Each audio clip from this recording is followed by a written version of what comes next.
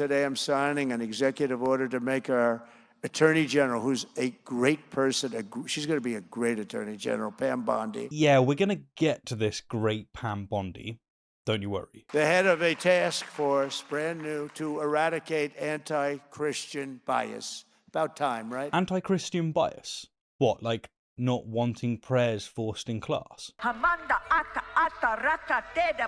So many times you hear, but you don't hear the anti-Christian bias. No, you don't. Why is that? Why do you not hear about Christians being so maligned? The mission of this task force will be to immediately halt all forms of anti-Christian targeting and discrimination within the federal government. Almost 90% of the voting members in the new 118th Congress identify as Christian, despite the general US population being vastly less Christian. Stop with this victim complex. Including at the DOJ, which was absolutely terrible, the IRS, the FBI, terrible, and other agencies. Oh, terrible, yeah, but do you have an example, Trump, that justifies such an act? In addition, the task force will work to fully prosecute anti-Christian violence and vandalism in our society and to move heaven and earth to defend the rights of Christians and religious believers nationwide. Never had that before, but this is a very powerful document I'm signing. You got it now. First time you've had it. And there's a reason you've never had it before. It's straight up not constitutional. It is illegal. It violates the highest law of the land. Anyhow, let's get into this show, shall we? Starting with the basics. On February 6, 2025, President Donald Trump announced the creation of a task force to eradicate anti-Christian bias at the National Prayer Breakfast. Today I'm signing an executive order to make our Attorney General, who's a great person, she's going to be a great Attorney General, Pam Bondi, the head of a task force, brand new, to eradicate anti-Christian bias. Yeah, you heard that right. This initiative is spearheaded by Attorney General Pam Bondi. The goal? To tackle what Trump calls systemic anti-Christian targeting across federal agencies like the Department of Justice, the IRS, and the FBI. Now, what exactly is this task force aiming to do? Well, here are some of the stated goals. The first is to protect Christians in public spaces, think schools, workplaces, hospitals. The second is to defend religious liberty through a proposed presidential commission on religious liberty, and even a White House faith office headed by televangelist Paula White. Maka paka, aka waka, mika maka moo. Yeah, that Paula White, the one who speaks in tongues and has had as many divorces as Trump. How very Christian, how very normal, how very not weird.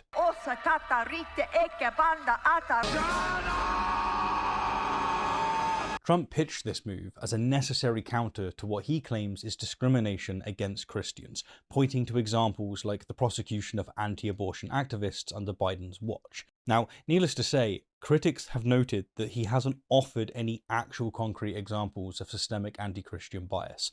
And let's face it, Christians still make up the majority of the US and wield significant social and political influence. Legal experts warn that this initiative violates the Establishment Clause of the First Amendment, something we're going to get into more detail later on, but in a nutshell, it's all about keeping the government from favouring one religion. The fear here is that prioritising Christianity undercuts the idea of religious neutrality, because it does. Another criticism is that this is based on exaggeration of persecution. The entire notion of anti-Christian bias in the US is blown way out of proportion.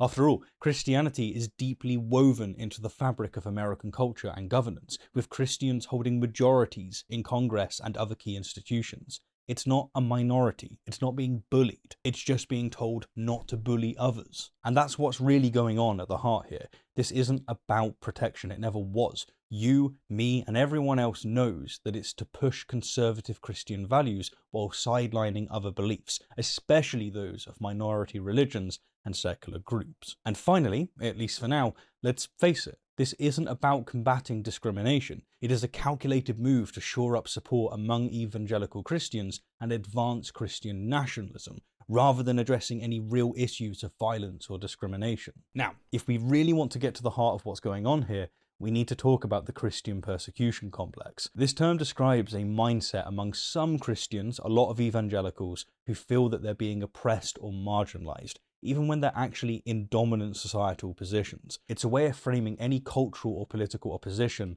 as persecution. The idea of Christian persecution isn't new, it dates all the way back to early Christianity. However, in modern times, certain evangelical groups have amplified that narrative. You know, the evangelicals that have very much got in bed with Trump. Aka waka. They interpret any cultural shifts, like the pushing for LGBTQ+ rights or the implementation of secular policies, as personal attacks on their faith. Don't get me wrong, sure, in parts of the world, like North Korea or certain Middle Eastern countries, Christians do face severe persecution. But in Western nations like the US, the claims of systemic oppression are grossly overblown. In reality, Christians enjoy considerable privileges, such as, tax exemptions for churches and significant influence over public policy. You can't be owning the libs and also being the victim. It doesn't make sense. Are you triggered, libs? What we're really looking at here is something that we keep seeing with Christianity, at least the dominant Christian groups, and that is a massive punch down. Trump's task force is more about preserving Christian dominance than genuinely addressing bias. Real religious liberty would mean protecting all beliefs equally without one faith imposing on another, and that's exactly what this task force will fall short in doing. Alright, so I told you earlier on that we're going to get to Pam Bondi and Paula White, so let's do that. Starting with the former. Pam Bondi, the head honcho of this task force of anti-Christian bias, isn't exactly a stranger to controversy. Remember when she was part of Trump's legal team during his first impeachment trial? She was more about deflecting from the real issues with partisan rhetoric than addressing substance. Or consider when she was Florida's Attorney General. She found herself in hot water because her office famously chose not to investigate Trump University after accepting a $25,000 donation from a Trump-affiliated charity. Tell me more about how you want to drain the swamp, guys. And then there's her track record, right? Bondi's well known for her staunch conservative positions. She's been a vocal opponent of same-sex marriage and Obamacare, among other issues. Her appointment reeks of a partisan agenda rather than any unbiased effort to tackle discrimination. It's nonsense. Under her leadership, what can we expect to constitute an attack on Christian values? I strongly suspect that under the banner of religious liberty and defense and freedom, she will almost immediately be targeting marginalized groups, and particularly LGBTQ+ communities. Now let's turn to Paula White, the absolute mad woman that Trump is hell-bent on elevating to complete power. I hear a sound of shouting and singing. She is now going to lead the White House Faith Office. White is a televangelist that has a background that is remarkable.